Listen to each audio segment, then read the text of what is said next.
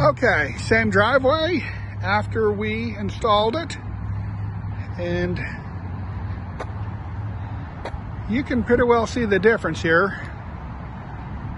We actually widened it out for them. The other driveway, that the contractor should have recommended doing some widening, because it was real obvious that it couldn't accommodate the cars they were parking on it. So we widened out the left side here a little bit, added some extra parking, and we actually widened out the right side here a little bit also.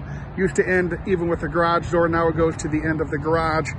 But yeah, this is the kind of work we do. This is a driveway that's going to last them for 20 years or better. The other driveway, I don't think it would have been here in a year.